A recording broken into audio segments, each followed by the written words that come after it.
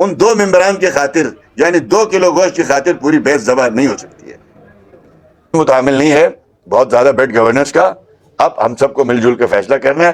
حکومت کرنا ہے تو سنجیدہ ہو جاؤ, نہیں کرنا ہے تو اپنا راستہ. سر یہ بتائیے, تو لہٰذا اس میں ہمارے جو مقتدر حلقے ان کو بھی سوچنا چاہیے کہ گلگت بلتستان کی جو بیڈ گورننس ہے, بلوچستان کی جو بیڈ گورننس ہے, گالی وفاق کو پڑتی ہے. اس لیے کہ کل بھی وہ پٹے پہ تھے, پی ٹی آئی کے کانٹریکٹ پہ تھے, آج بھی وہ کسی نہ کسی کے پٹے پہ ہیں. ہم کے بندرباڑ میں یہ چند ممبر ہیں جو بدقسمتی کے ساتھ اس حکومت کے اندر جو لوٹ کھسوٹ میں لگے ہوئے. یعنی ایک شخص جس کی شہرت جو ہے وہ 2 نمبری ہے, اس کو لا کے بورڈ آف انویسٹمنٹ کا چیئرمین لگا رہے ہیں. آپ نے ابھی تک انویسٹمنٹ کے قوانین نہیں بنائے. میں اس فنڈ میں ہم نے کہا تھا یار اس میں ہم نے آپ سے کوئی وزارت مانگی تھی, آپ سے ہم نے کہا تھا میرے پارٹی کے کسی ساتھی کو مشیر وزیر لگاؤ. آپ کس ایجنڈے پہ کام کر رہے ہیں, آپ کس نقطہ نظر سے کام کر رہے ہیں کہ آپ جی بی کی وفاقی سیاسی جماعتوں کو آپ کس کے اشاروں پہ خراب کرنے کے لیے لگے ہوئے ہیں. ہم نے آپ سے یہ نہیں مانگا جو آپ دیے جا رہے ہیں چور دروازوں سے. بتاؤ مسلم لیگ نون کے کسی ذمہ دار آدمی نے آپ کو آ کے کہا مجھے مشیر لگاؤ, وزیر لگاؤ. ہم کبھی انڈیپینڈنٹ تھے, کبھی جے یو آئی میں تھے, کبھی پی ٹی آئی میں تھے. اب اس کے اوپر برا وقت آ گیا تو آپ جو ہے وہ پی ٹی آئی چھوڑ دیا. اب اگلی جماعت کے لیے آپ پھر رہے, پتہ نہیں کس جماعت میں آپ جائیں گے. اور آپ کے ساتھ وہ پی ٹی آئی کے وہ لوگ جو مسلم لیگ نون میں تھے یہاں سے نکالے گئے, پی ٹی آئی میں چلے گئے, وہاں سے جو ہے برا وقت آ گیا, چھوڑ کے جو ہے وہ آج آپ کے ساتھ ہیں. آج کل وہ بے یار و مددگار ہیں. نہ ان کے لیے پیپلز پارٹی میں جگہ ہے, نہ ان کے لیے مسلم لیگ نون میں جگہ ہے, نہ ان کے لیے واپس پی ٹی آئی میں جگہ ہے. آسٹریریٹی, گڈ گورننس, نان الیکٹڈ بندوں کو وزیر مشیر نہ بنانا, اس کا 5 ہم بندوں کا موجودگی میں یہ فیصلہ ہوا ہے. حکومت کی بیڈ گورننس پہ بھرپور طور پر ان کی مزاحمت کریں گے. جہاں چوری ہے 2 نمبری ہے. ہم آج سے اپنے تمام ساتھیوں کو کہہ رہے ہیں کہ آپ کا حق ہے کہ آپ اس کی جو ہے وہ اس حکومت کی بیڈ گورننس پہ کھل کے بات کریں. ہمیں کہا یا ہمیں سستی گندم دو یا آئین دو, یا آئین دو یا گندم دو. انہوں نے کہا جی آپ کا بڑا سستا سودا ہے. ہم نے کہا ٹھیک ہے, ہمارے لوگ یہی مانگتے ہیں. جس دن آئین مانگیں گے ہم کہیں گے یہ گندم واپس لے لو, ہمیں آئین دے دو. تو آپ اس ٹولے کے ساتھ گلگت بلتستان کے ساتھ جو کچھ کرتے رہیں گے, آپ سے قبائلی ہونے کے ناطے آپ قبائلی زبان پہ نہیں اترے. ادھر دعویٰ کہتے ہیں جی سی ایم صاحب کی مینو مرہون منت گندم کے ریٹ کم ہو گئے. اور گندم کے ریٹ تو لوگ سڑکوں پہ آ گئے تھے بھائی, آپ لوگ تو ڈٹے ہوئے تھے. باتیں میں جنرل باجوہ صاحب کے حوالے سے کر رہا ہوں, آگے تردید کرے جنرل باجوہ صاحب. جنرل باجوہ صاحب نے مجھے کہا, میں نے جب یہاں حکومت بننے کے بعد ایک اسلام آباد میں ایک پرائیویٹ کسی کی شادی پہ وہاں سے ملاقات ہوئی. میں نے کہا بناؤ نا صبح, اب کیوں نہیں بناتے؟ وہ کہتے جی آزاد کشمیر کی الیکشن ہو رہے ہیں اس کے بعد بنائیں گے. کہ وہ جو ہیلتھ انڈومنٹ فنڈ خود چیف منسٹر کا جو علاج ہو رہا تھا وہ اسی انڈومنٹ فنڈ سے ہو رہا تھا. کتنے دکھ کی بات ہے. ٹھیک ہے انٹائٹل ہوگا, ان کے پاس وقت پیسے نہیں ہوئے. تو میں پوچھتا ہوں سرور شاہ صاحب, عمران وکیل کے 2 بیان برداشت نہیں ہوئے آپ لوگوں سے؟ آپ نے اس کے خلاف جو ہے وہ ایف آئی اے کو, نیب کو اور پی ڈبلیو ڈی کے سنو کو کہا اس کی انکوائریاں کرو. اس حد تک نکل گئے کہ اس نے جب آپ پہ کوئی الزام لگایا کہ جی کارڈ کی مشینری میں گڑبڑ ہو رہی ہے, تو آپ اس کو جواب دے دیتے نا. وہ غلط کہتا ہے تو اس کو کہتے غلط کہتے. اس کے بعد وہ کون سا طریقہ ہے سنو کو اور سیکٹریوں کو آپ کہہ رہے ہیں کہ اس کے بھائی کے جو ٹھیکے ہیں اس کے جو ٹھیکے نکالو. اور بھول جاؤ ہم نے جنرل مشرف کا مقابلہ کیا ہے, ہم اس جماعت سے تعلق رکھتے ہیں. ہم نے تمہارا باپ عمران خان ڈکٹیٹر کے ساتھ مقابلہ کیا ہے, اور تم کسی بات کی کسی سیاسی جماعت سے تمہارا تعلق نہیں ہے. نہ تم قبائلی ثابت ہوئے, نہ جمیعت علماء اسلام میں رہنے کے تربیت کے کوئی اثرات آپ پہ نظر آئے, کوئی کمٹمنٹ آپ کی ہوتی. آج 3 جماعتیں اس حکومت میں ہیں, جے یو آئی, مسلم لیگ نون اور پیپلز پارٹی. اور کوئی جماعت ہے اس حکومت میں؟ باقی ہے, باقی تو سارے لوٹے کھڑکے جمع ہیں. سٹیک کس کا ہے؟ گلبر صاحب آپ کا سٹیک گلبر میں, آپ کے حلقے میں, اس کے علاوہ آپ کا کیا سٹیک ہے؟ وداؤٹ سسٹم جو ہے سیاسی جماعت, ایک بندہ سی ایم رہے گا, اس کو کیا دلچسپی ہے جی بی میں میری گراف گر رہا ہے, میرا گراف اٹھ رہا ہے؟ وہ تو کہے گا بھائی پیسے بناؤ. ہم نے کہا فیڈرل سٹاف کا رول گلگت بلتستان میں نافذ کیا جائے, جو آلریڈی نافذ تھا 2022 میں. پی ٹی آئی کی گورنمنٹ نے اس کو ختم کر کے سوادیپ پہ چھوڑ دیا پرنسپل سیکرٹری کے. یہ بتائیں, یہ 25 کروڑ روپے اس دفعہ انہوں نے لگایا ہے جو ڈیزل جنریٹر کے نام پہ 1,55,00,00,000 خالد خورشید صاحب کے ساتھ یہ جب سب تھے وہ رینٹل بجلی گھروں پہ لگا چکے ہیں یہ لوگ. انہوں نے لوگوں کی محرومیاں اور بجلی کی لوڈ شیڈنگ کو اپنی ذریعہ معاش بنا دیا ہے, اپنے لیے دھندا بنا دیا ہے. یہ نہیں چلے گا. آپ نے جس طریقے سے پوسٹنگ ٹرانسفر کی دکانداری خالد صاحب کے زمانے میں چل رہی تھی صاف چلی شفاف, اس سے زیادہ آپ کے دور میں چل رہی ہے. آج بھی آپ کے وزراء سیکٹریوں کو دھمکیاں دے رہے ہیں, یہ ٹینڈر ہمیں دے دو ورنہ آپ کی پوسٹنگ ہو جائے گی, ورنہ آپ کے خلاف کیس کھلے گا. یہ 2 نمبریں آپ کر رہے ہیں. ہم نے بہت برداشت کیا, 1.5 سال.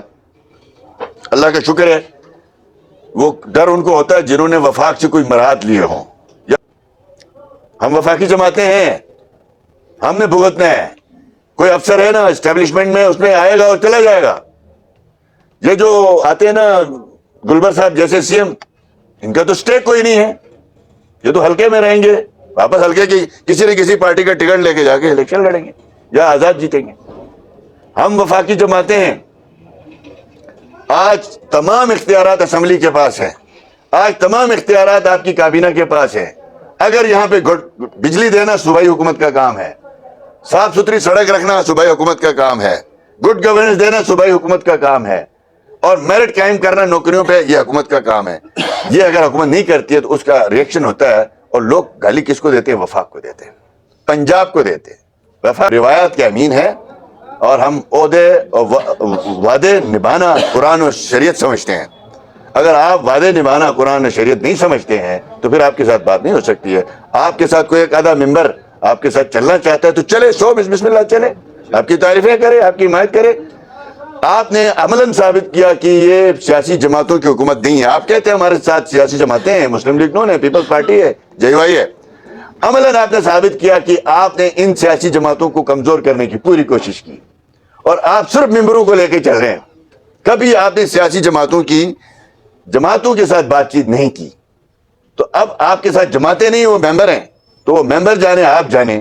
اور انشاءاللہ تعالیٰ جب پارٹی پالیسی آئے گی فیڈرل سے تو وہ ممبر بھی پارٹی پالیسی کے پابندی کرنے کے وہ پابند ہوں گے. اب تمام سٹیک ہولڈرز انکلوڈنگ جو ہے وہ ریاست کے جو ادارے ہیں وہ, اور تمام سیاسی جماعتیں اور مذہبی جماعتیں, علاقائی جماعتیں, 2 پوائنٹ ایجنڈا کو لے کے آگے بڑھنا ہے. نمبر 1, پروویژنل کانسٹیٹیوشنل پروونس جو سرتاج عزیز صاحب نے کی رپورٹ کی روشنی میں پاکستان کے اندر ایک ڈاکومنٹ بنا, اور بنانے میں ہماری جماعت کا بڑا کردار ہے, اور ہمارا میں خود اس کمیٹی کا ممبر تھا. اس وقت پاکستان کے معروضی صورتحال کے اندر اگر ہم تھوڑی سی کوشش کاوش کریں تو ہم پروویژنل کانسٹیٹیوشنل پروونس جو ہے, جو مسئلہ کشمیر کی ریزالو ہونے تک ہمارا جو ہے بنا ہوا ہے, اس کے اوپر کنسنسس تھا پہلے بھی.